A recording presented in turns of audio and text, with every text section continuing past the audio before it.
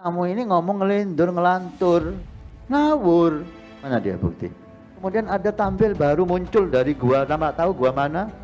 Apa dari langit, dari keluar dari bumi, dari laut. Ini bukan makamnya Mbak Priok. Buktinya apa? Kita dibikin pusing. Ada apa?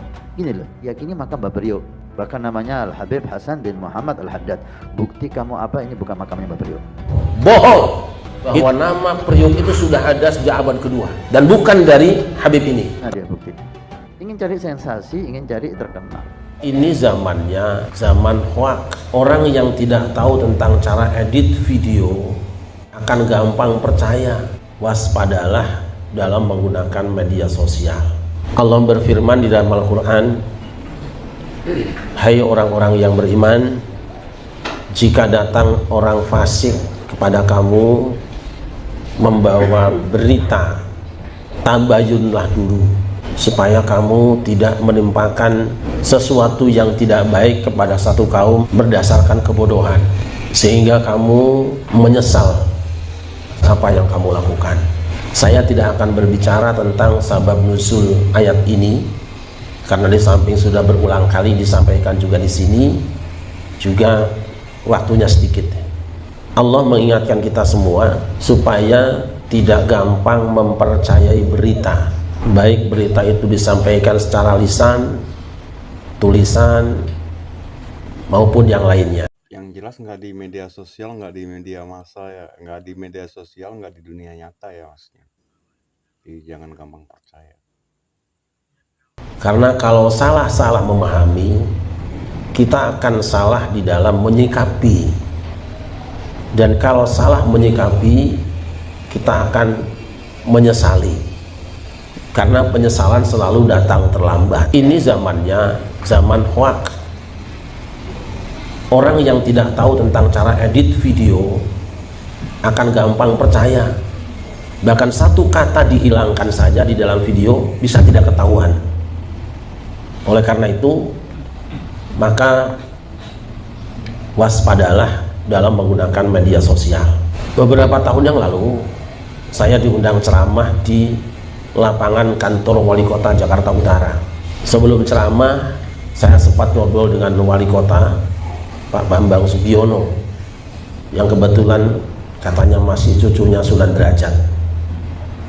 Saya juga ngobrol dengan Lantamal, kalau tidak salah juga ada Kapolres, bahwa di Tanjung Priuk itu ada sesuatu yang mulai menghangat. Masalah makam Mbah Prioknya cukup ramai dulu ini ya. Yaitu masalah kuburan yang disebut dengan Mbah Priok. Kira-kira sebulan kemudian Pak Wali Kota itu mengadakan ceramah di rumahnya. Saya ceramah kembali karena beliau akan berangkat umroh. Tapi pada hari haknya umroh, beliau tidak jadi berangkat karena terjadi insiden di kuburan yang disebut sebagai kuburan Mbah Priok. Apa sih penyebabnya? Perlu diketahui bahwa ada orang yang membuat buku tentang sejarah makam Mbah Priok dengan judul yang sangat luar biasa. Kalau sekarang judulnya menohok. Ini judulnya Risalah Manaqib Mbah Priok, Makam Keramat Wali Allah, Situs Sejarah Tanjung Priok, Al-Imam Al-Arif Billah Al-Habib Hasan bin Muhammad Al-Haddad Al-Husaini Al-Syafi'i Sunni. Informasi berita-berita tentang pemalsuan makam itu cukup heboh juga sih. Makam keramat palsu yang sengaja diciptakan, dibuat, kemudian diselipkan dengan cerita-cerita sejarah serta kayak nasab-nasab gitu deh. Jadi kayaknya udah dikemas sedemikian rupa untuk memancing para peziarah ya. Penyebar syiar Islam di Pulau Jawa dan Sumatera, ribut sampai makan korban. Lah, namanya tokoh agama dan pemerintah yang bertanggung jawab kemudian mengadakan pertemuan.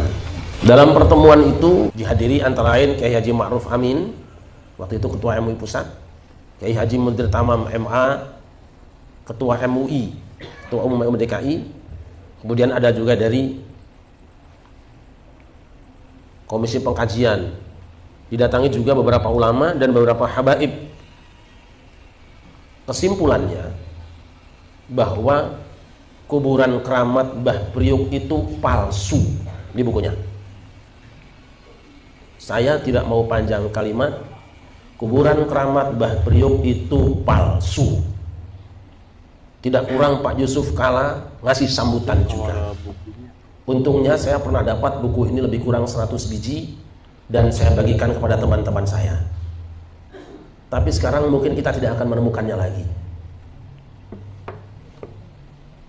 Anehnya, dan ini saya ingin tambahkan statement dari wakil gubernur waktu itu.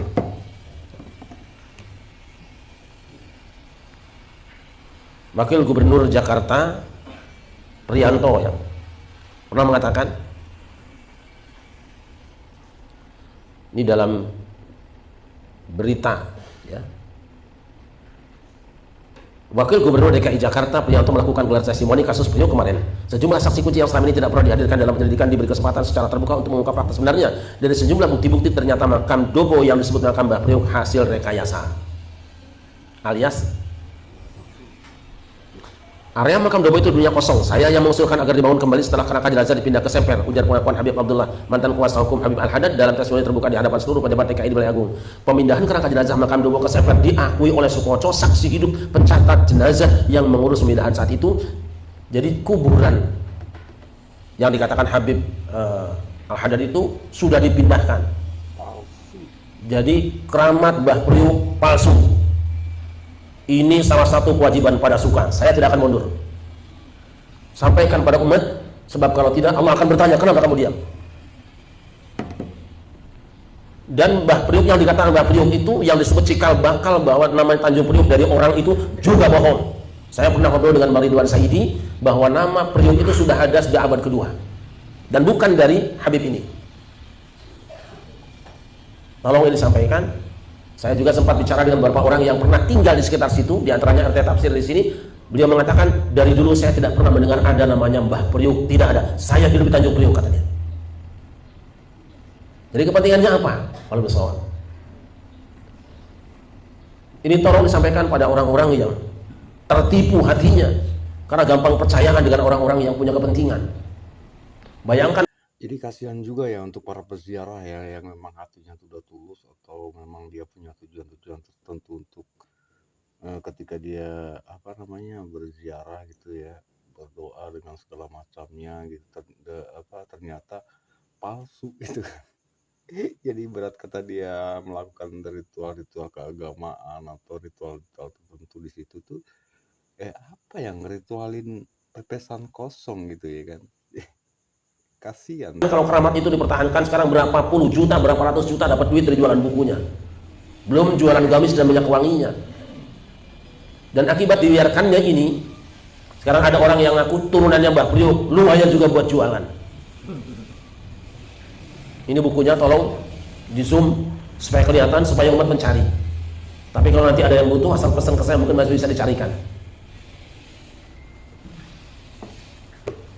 Karena di ibu kota mereka gagal membuat tipu daya dan rekayasa, pindah ke daerah. Sekitar 10 tahun yang lalu saya dengan Ustaz Somad, dengan Ustaz Lukman dan teman-teman ketika akan ceramah di, kalau tidak salah akan ceramah di Sunan Kalijogo, kita mampir di sebuah masjid di daerah Terboyo, Semarang. Ada sebuah masjid yang sedang dirapikan, lalu di sampingnya ada ruangan yang ada kelambunya. Saya tanya kepada penjaganya, penjaga biasa penjagaan nyungguin duit maksudnya, samping kotak, Mas ini apa di dalam? Makamnya Mbah Syekh Jumatil Kubro. Hati sempat bertanya, ya apa Syekh Jumatil Kubro? Kami masuk ke dalam dan dengan cara-cara yang biasa dilakukan oleh teman-teman kita menyimpulkan, Mas, kembali ke orang tadi, rasanya di dalam nggak ada kuburannya, Mas, nggak ada jenazahnya, itu petilasan, Pak. Nah, coba. Tapi hari ini tempat itu sudah dibangun mewah dan ada tulisan makam Syekh Jumatil Kubro. Bohong. Itu tempat digunakan ziarah sampai ratusan bis kumpul di situ. Itu hoax semuanya. Saya kalau ada di sini wartawan pada suka yang siap bicara, saya kirim ke orangnya yang mengatakan bahwa itu kuburan Syekh Madil Kubro. Ramai orang berziarah, ramai orang dagang. Dosa besar para ulama yang tinggal diam, dan dosa besar pemerintah daerah yang membiarkan itu jalan dengan dalih apapun juga. Kalau kita berdagang di tempat itu, kemudian jadi ramai, jadi orang laris makanannya, tapi dengan cara-cara bohong, silakan tanya hukumnya. Ternyata saya melakukan survei berapa daerah. Ketika saya ceramah di Kebumen juga ada yang memberikan tulisan silsilah. Di sini ada kuburannya Wali Anu. Itu juga masyarakat tidak pernah mengenalnya. Bagaimana orang luar bisa tahu, orang yang tinggal di situ tidak tahu? Yang menarik, salah seorang teman kita di Jawa Timur juga di daerah Dukun kalau tidak salah, itu ada kuburan Kiai Kalbakal aslinya, namanya Kiai Kalbakal. Sekarang ganti namanya menjadi Syekh Maulana Maghribi. Ini sejarah harus diluruskan. Makanya pada suka ambil jalan tengah. Benar ziarah kubur itu banyak manfaatnya, terutama kuburan orang-orang soleh. Tapi yang lebih utama, ziarah kubur orang tuamu, leluhurmu, itu lebih utama daripada wali manapun juga. Tetapi kalau akan berkunjung ke wali-wali, ziarah wali-wali yang sudah jelas saja wali songo, jangan wali kosong. Cari wali hak, bukan wali hoak. Saya harus menyampaikan ini karena nampaknya belum ada ulama yang mau bicara. Hati-hati dengan berita yang sampai pada kita. Habis dulu kita buat ziarah kubur yang gak jelas, sementara kuburan orang tua sendiri tidak pernah dirawat, tidak pernah diberesin. Hamba yang dimuliakan, ini sekarang sudah mulai bermunculan. Di tiap daerah laporkan ini ada makamnya Wali Anu, Mbah Anu, Syekh Anu, Habib Anu. Nah, kita cukup dengan Wali Songo, cukup dengan orang tua kita, cukup dengan guru-guru kita, tidak usah dengerin penjelasan yang tidak jelas itu. Hamba yang dimuliakan, kewajiban kita adalah meluruskan sejarah. Kalau Jakarta siapa sejarahnya? Sudah jelas ada Pangeran Jayakarta, kuburannya masih ada, keluarga juga masih ada, turunannya masih ada, masjidnya juga ada, jelas. Ada Waliullah Malik Syafi'i Azami, jelas kuburannya, jelas rumahnya, anak cucunya masih ada. Jangan mencari-cari yang tidak jelas. Nah, nanti belum lagi pemalsuan daerah. Nama daerah dipasukan sekarang. Daerah ini kan asalnya dari nama Anu, tokoh Anu. Hanya saya tidak akan sebut itu nanti. Mulai yang dimuliakan, saya kira itu tidak usah panjang-panjang ngaji hari ini. Terima kasih. Hasbunallah wa ni'mal wakil. Assalamualaikum warahmatullahi wabarakatuh. Saya setuju ya dengan apa yang disampaikan oleh Pak Kiai Saharif ini ya. Maraknya makam-makam palsu, makam-makam keramat palsu di Indonesia tuh memang tujuannya ya semata-mata untuk duit, kawan-kawan. Jadi pembelokan sejarah dengan menyantumkan nama-nama yang tidak jelas seperti itu kan ya di makam-makam keramat tersebut demi keuntungan pribadi dan golongan mereka gitu kan ya. Jadi aduh, ini sangat meresahkan ya. Jadi tidak bisa didiamkan. Tentang masalah nasab dan lain-lainnya saya tidak seberapa tertarik ya.